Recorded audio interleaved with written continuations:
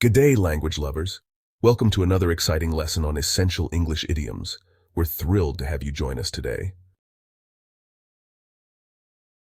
Now, you might be wondering, what exactly are idioms, Sean? Well, they're basically phrases that have a meaning different from the literal meaning of the words. Think of it like this. If you say he kicked the bucket, you don't mean he literally kicked a bucket, right? You mean he passed away, unfortunately. See, idioms add a bit of color and personality to our language.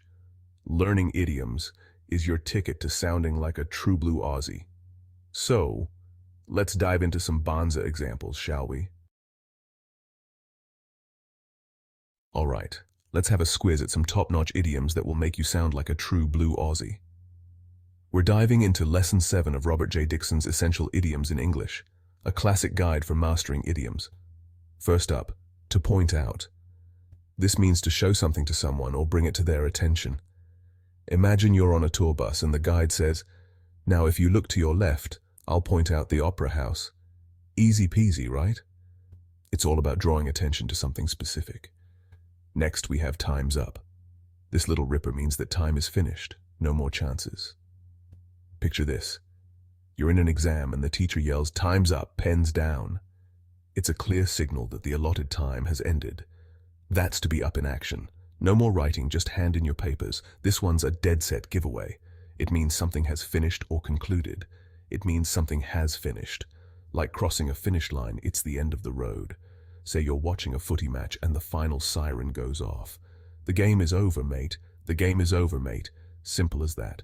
Everyone knows it's time to wrap up. This one's pretty self-explanatory. It means being somewhere at the exact time, not a minute late. It means being somewhere at the exact time, not a minute late. Punctuality is key. If your train leaves at 8 a.m. sharp, you better be there on time. No room for delays. This means having enough time to do something. It's all about managing your time well. Imagine you're rushing to catch a movie. You don't want to miss the start. You arrive just in time to see the opening scene. Phew, that was close. Timing is everything. These are just a taste of the many awesome idioms we'll be exploring today. There's so much more to learn, so stick around, and we'll be back after the break with more idioms to boost your English skills. Section 4. Time to put your Aussie idiom knowledge to the test. Now that we've had a good yarn about those first few idioms, how about we put your knowledge to the test? It's time to see how well you've been paying attention. Don't worry, it's not a hard exam or anything, just a bit of fun to see what you've learned. Think of it as a playful challenge to get better, worse, etc. This is a common phrase you'll hear often.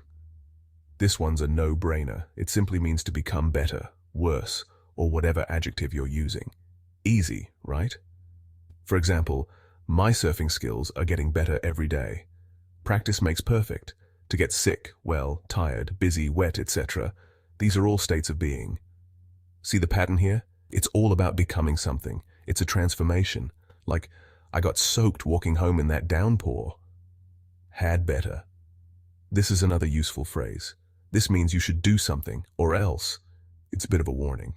All right, maybe not or else, but you get the idea. It's about taking action. For instance, you'd better study for that exam if you want to pass. Would rather. This expresses a preference. Say your mate asks if you'd rather go to the beach or the pub. It's all about choices. You'd say, "I'd rather soak up the sun at the beach, mate." Sounds relaxing, doesn't it? To call it a day-night. This is a common way to end your activities. This means to stop doing something for the day or night, time to rest. After a long day of work, you might say, "Right, I'm calling it a day, time for a cold one." See, you're a natural.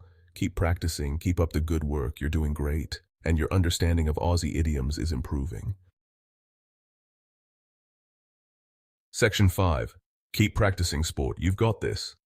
Well, we've reached the end of another ripper lesson on essential English idioms.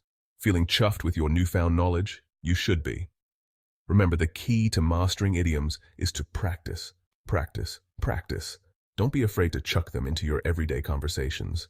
The more you use them, the more natural they'll become.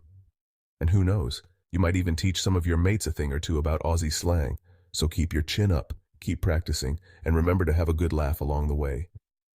Learning a new language should be fun, after all. Catch you later, mate.